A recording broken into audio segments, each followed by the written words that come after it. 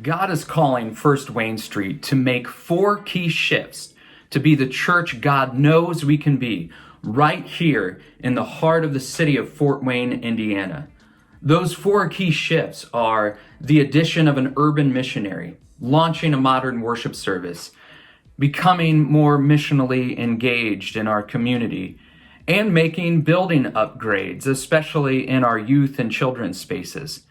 Now, before I get too far into that, I do want to let you know that here pretty soon, maybe as soon as this Sunday, I don't know, we'll be making some changes to our bulletin. As we expect to reach more people at First Wayne Street, we are redesigning our bulletin to be more guest-oriented. What that means is there will be less information. Some of the information that we include in our bulletin today is found on our website, our Facebook page, in the good news, and several other formats that we insiders get all the time. So we don't need to share that information week in and week out. So what we'll get on Sunday morning is the bare essentials about our worship service, communicating what's happening in the service, and then providing a few next steps for getting connected at First Wayne Street, which speaks to those of us who call First Wayne Street home and those who are visiting us for the first time. In addition to having a more contemporary appearance that better reflects who we are at First Wayne Street, it will help us reduce printing and paper cost. So it's really a win-win. And in light of the 4 key shifts that are coming, this is really a simple shift. Now, I know that change can be overwhelming. In fact, we are often tempted to avoid any kind of change by focusing on the impossible, focusing on our limitations, or choosing the comfort of what is over the uncertainty of what could be. Rather than focusing on our limitations and what we can't do, I believe God is inviting us to focus on what is possible, which Jesus taught us that all things are possible with God. And so we're being invited to figure out what we can do and find ways to make it happen. And so I believe that Jesus is calling us to have that kind of faith that we talked about last week, that gives us the bold courage to step outside of our boats, that gives us the bold courage to cast our nets on the other side of the boat. Now, churches that are stuck in plateau or decline tend to focus on all the reasons why we can't do something. If we want to change the periods of plateau and decline that we've experienced here at First Wayne Street, we have to be willing to think about what we can do. If we desire to reach those we aren't reaching, we have to focus on making what seems impossible possible. Now, I fully believe that we have an incredible staff with amazing gifts that can be used to reach those we are not currently reaching. We have amazing laity who have gifts, talents, and resources that can help us reach those we are not currently reaching. We need to empower both our staff and laity to shift their focus from what's always been to creating what is most necessary to reach those we are not currently reaching. As we continue to utilize available technology like YouTube and social media, we are positioning ourselves to reach a broader audience while working more efficiently and effectively. We have to continue to discover ways to reach or attract those we are hoping to reach. Word of mouth and personal invitations are always invaluable for the church or a business. We should also recognize that social media and YouTube are the new front door of the church. Years ago, people would drive through the neighborhood and look for a church when they moved into a community. For years, people would respond to personal invitations or creative direct mailings. In recent history, the church website has served as the front door of the church.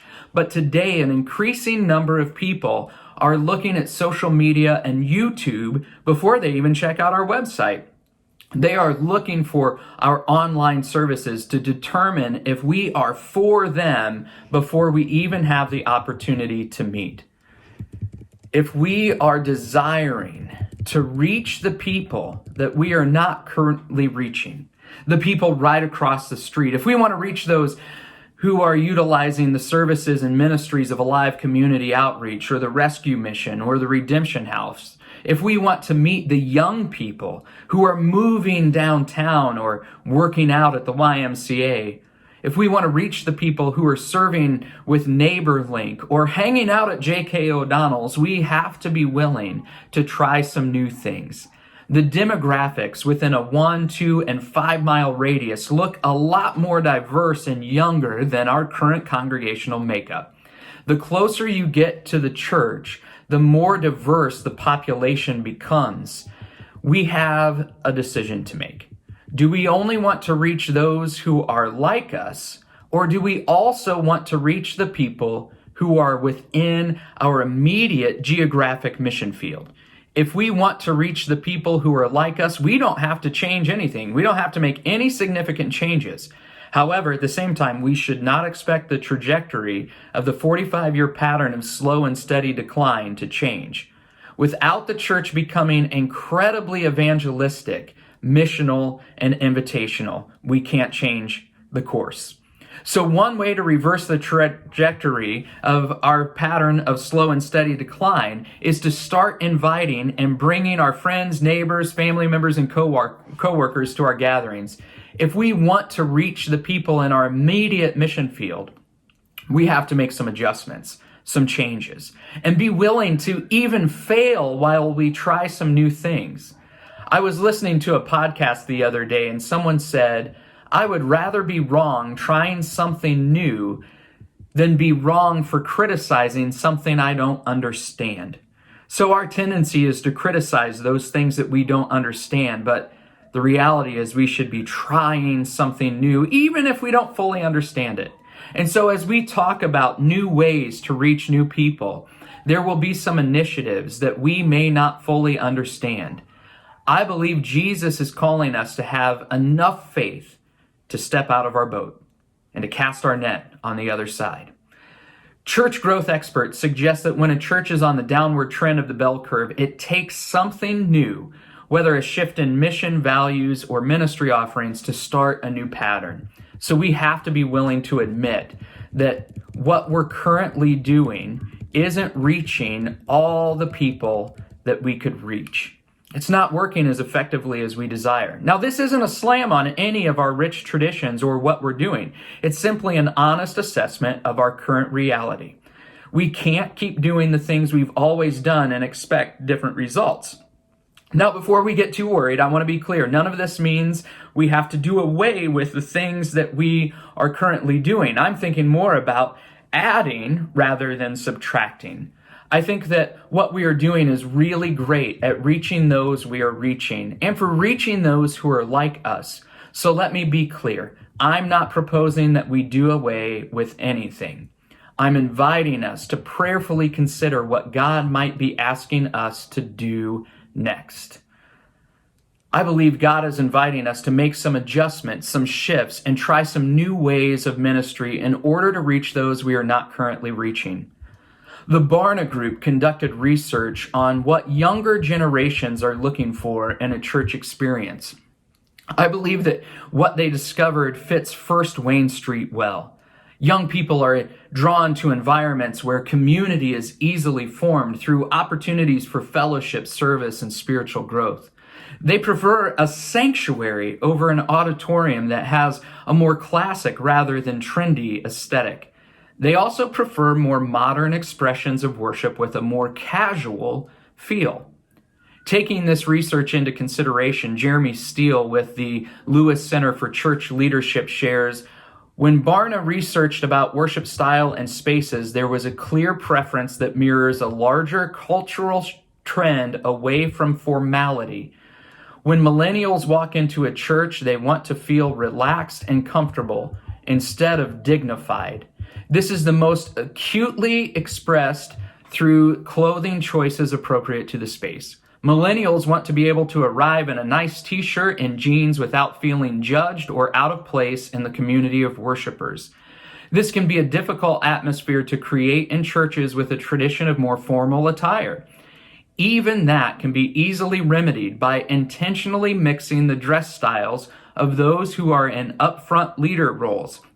A casual atmosphere is reflected in much more than attire. It's communicated by the overall warmth and openness a congregation expresses, by engaging in conversation with newcomers and treating them as guests rather than outsiders. Where possible, the service itself can be made more intentionally casual. We worship in an absolutely beautiful, breathtaking sanctuary.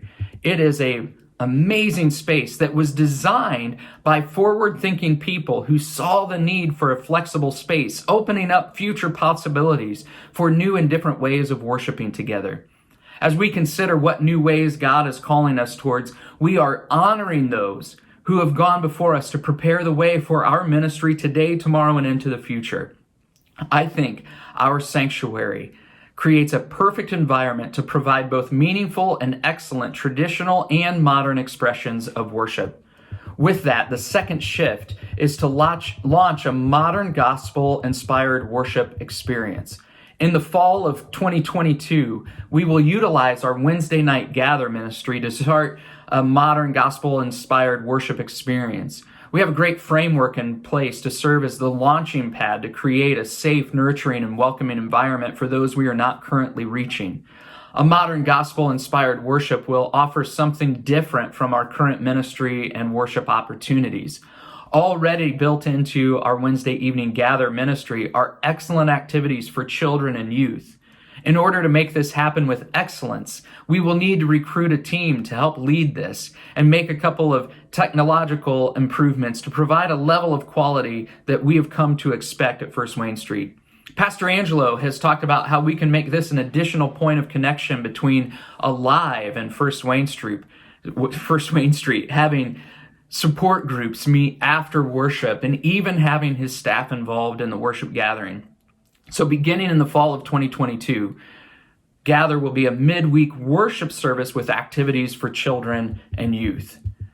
Now, some of you may be wondering, what's gospel-inspired modern worship? Well, if you wonder what that means, look up Maverick City Music on YouTube, and that will give you a good idea. I believe that God is calling us to create safe, intentional space for lament that always points towards hope.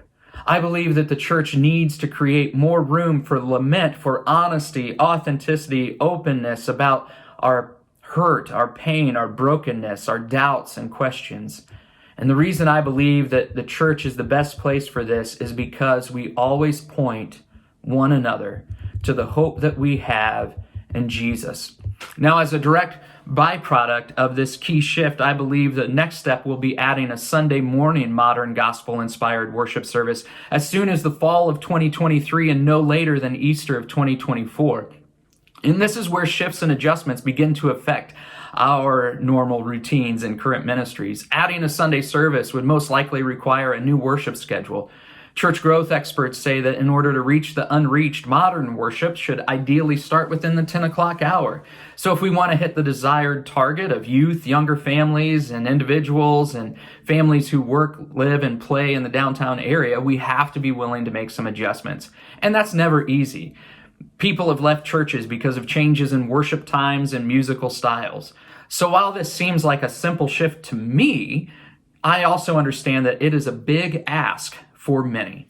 However, I do believe that this is where God is calling us sooner than later. And we've got plenty of time to figure out what a worship schedule would look like. But if we want to reach people that we aren't reaching, especially those who are not like us, we have to try some new things. If we don't want to reach new people, we don't really have to do anything. We just should become more evangelistic and invitational if we hope to reverse the trends of plateau and decline. Our traditional service is great at reaching those who are already here and those who are like us. But if we desire to reach the increasingly diverse population living, working, and playing downtown, we have to provide alternatives. This isn't an either or, it's a both and. Now, this will require some extravagant generosity because it will include hiring new staff, recruiting new volunteers, and purchasing some equipment to provide the level of quality and excellence we expect at First Wayne Street. We provide high-quality traditional worship, and we should expect the same from any modern expression. So next week, we'll explore the third key shift of becoming a more missionally engaged congregation. If what you're hearing as we're going along is something that excites you, be sure to reach out to me. If it really worries you or troubles you, feel free to ask me your questions and we can talk about this more in depth. But this is just a quick, brief overview of where I believe God is leading us. To have an urban missionary, to begin offering expressions of worship that have a more modern gospel-inspired feel, to be more missionally engaged as the hands and feet of Jesus in our community, and to update our facilities, especially those areas where we do ministry with youth and children. Hey, thanks for watching. I know that great things are in store and lie ahead of us here at First Wayne Street. So stay safe, stay well, and have an awesome day.